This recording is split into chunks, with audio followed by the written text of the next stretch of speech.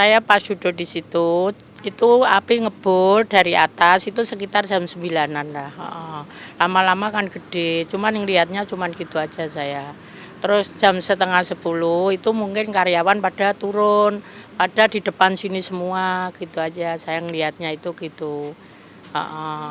Dengar ada teriakan mungkin minta tolong. Teriakan minta tolong denger, memang teriakan minta tolong tuh bener ada. Kan ada yang sekitar jam 10-an itu ada yang dituruni dari tangga gitu. Soalnya kan pas itu Blangwir masuk sekitar jam setengah 10-an lebih lah gitu. Blangwir ada masuk itu saya lihat. Kejadiannya kan hari Rebo malam sampai hari Kamis sekitar jam 4 itu udah ada yang korban di bawah. Ada 2 atau 3 itu memang. Heeh. Udah ada terus malah sampai kemarin itu gitu. Ada yang lompat ke situ dari sana, Bu? Kayaknya nggak ada kalau yang lompat, nggak ada.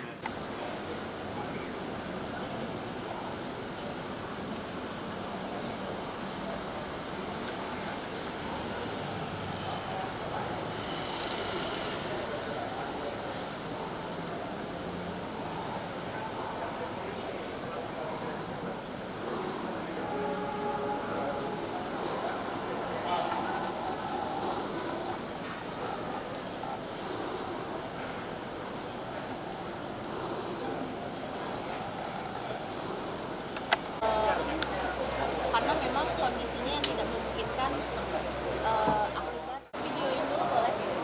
Boleh ya?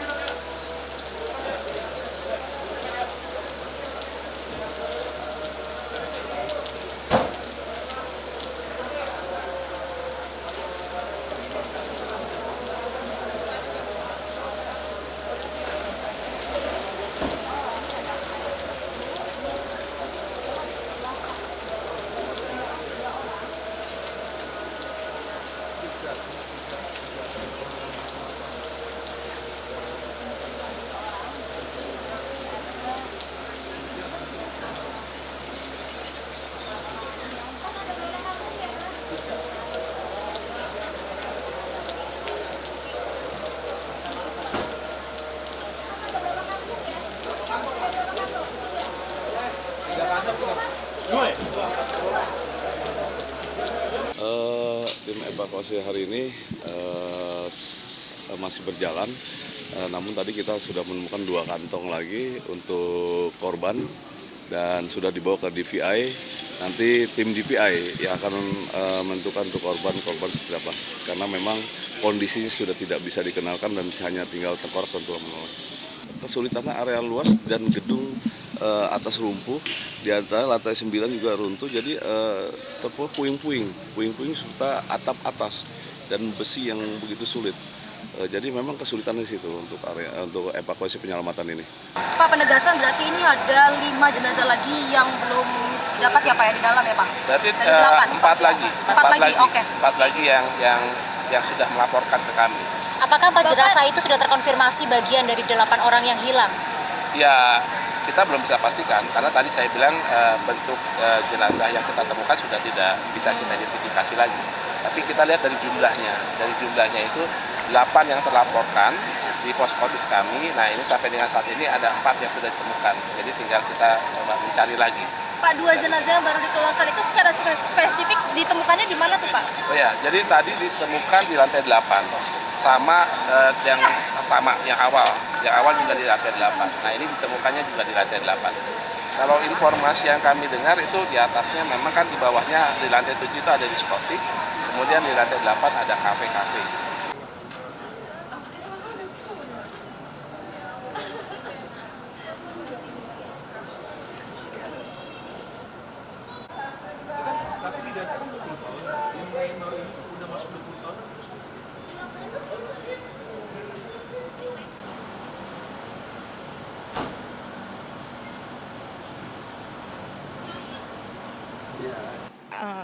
dari adik saya yang telepon terakhir itu hari Rabu sore ya. Dari Rabu sore itu udah hilang kontak. Nah, terus saya tanya kepada adik saya, adik saya memang Kak Dian ini kemana? Kak Dian katanya pergi teh ke Glodok. Saya bilang Glodok ini kan kebakaran. Itu udah. Nah, setelah tahu kebakaran, besoknya kita ke sini ngecek gitu. Iya. Yang ngecek sini ternyata ya hilang, belum tahu identitasnya gitu. Dicek ke rumah sakit nggak ada. Saya nggak ngerti ya, nggak tahu dia kesininya mau ngapain gitu, karena kan memang nggak ngomong sama saya gitu, cuman ngomong sama ke adiknya. Dia bilang lagi di Glodok gitu, lagi di Glodok. Itu aja sih, dia nggak ngomong kesininya ngapain gitu, mau apa nggak. SPG tapi dia nggak kerja di Jakarta, dia kerja di Ponti karena memang dia tinggal di sana. Iya. Sininya tuh lagi liburan gitu, lagi cuti. Karena dia bilangnya cuti kerja, sama pulang. Ya udah pulang. Dia pulang dari tahun baru. Tahun baru itu pulang. Iya. Kalau kemarin udah diambil data-datanya, kalau sekarang saya kan cuma nganterin orang tua buat diambil air liur buat tes DNA. Iya, sampel DNA.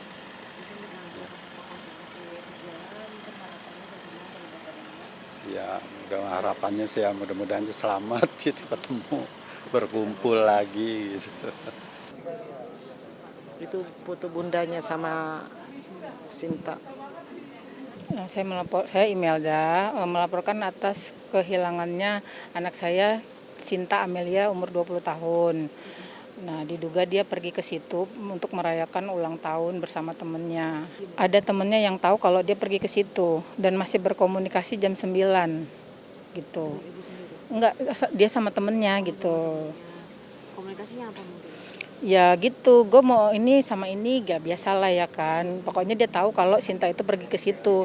Makanya jadi dia yang pada saat kejadian itu dia langsung pergi ke situ mau ngeliat kabar itu gitu, mau nyari Sinta ini gitu.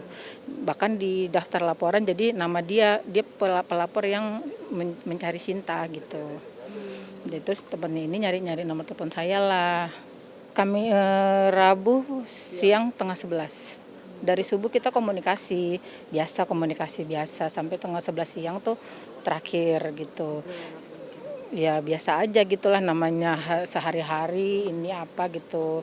Cuman kalau Selasa siang kita masih video callan gitu. Dia lagi di lokasi syuting, ya saya nggak nanya. Besokan hari Rabunya itu saya nggak nanya kamu lagi di mana gitu, enggak, karena saya tahu dia lagi di lokasi gitu. Biasanya mau pergi sama siapa juga ngabarin gitu, tapi kali ini dia nggak pamitan. Mata saya goyang-goyang terus yang bawah. Kalau firasat sih nggak ada ya buat ke dia gitu loh, cuman ya itu aja, mata saya goyang-goyang terus nggak berhenti dari bulan 12. Dari bulan 12 sampai sekarang, sampai detik ini. Ya semoga aja dia terdampar atau kemana gitu, ini kan terselamatkan, ada yang nemuin, terus ada keajaiban lah, mungkin dia entah terselamat terus linglung, nggak tahu kalau dia itu korban dari situ. Ya semoga aja ada yang nemuin, terus dilaporkan ke polisi. Ya, sampai hari ini tadi kita menerima total 14 keluarga yang sudah melaporkan anggota keluarganya yang diduga menjadi korban. Apakah 14 keluarga tersebut dari 14 daftar orang yang hilang kemarin, Pak? Sejauh ini nama-nama yang dilaporkan cocok dengan data yang tersebar selama ini.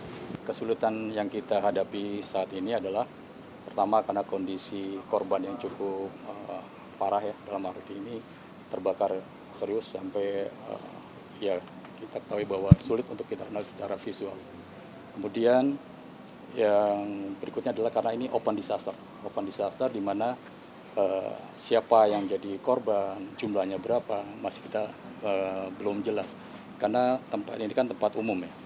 Jadi yang masuk ke situ kita juga nggak tahu siapa. Bisa saja jumlah korban lebih dari 14 yang dinyatakan hilang. Karena tidak menutup kemungkinan ada korban yang sebenarnya ada di situ, namun tidak ada keluarga yang melapor karena tidak ada keluarga yang sadar bahwa ada si korban di situ. Kalau jumlah jenazah yang diperiksa, dari kemarin kita ada 8 kantong jenazah ya. 8 kantong jenazah, bukan berarti ada 8 jenazah. Bisa saja ada kantong yang isinya bukan jenazah, bisa juga mungkin satu kantong bisa lebih dari satu jenazah, satu individu misalnya. Karena kita perlu buktikan nanti dengan pemeriksaan DNA dari bagian-bagian tubuh yang jadi satu di kantong jenazah itu, apakah milik satu orang atau milik lebih dari satu orang. Nah, itu nanti dibuktikan dengan hasil pemeriksaan DNA dari bagian-bagian tubuh yang kita periksa tadi. Kalau posko ini sampai dinyatakan selesai, baru kita tutup. Ya, kita cari kerabat kandung terdekat, ya orang tua kandung dan anak kandung.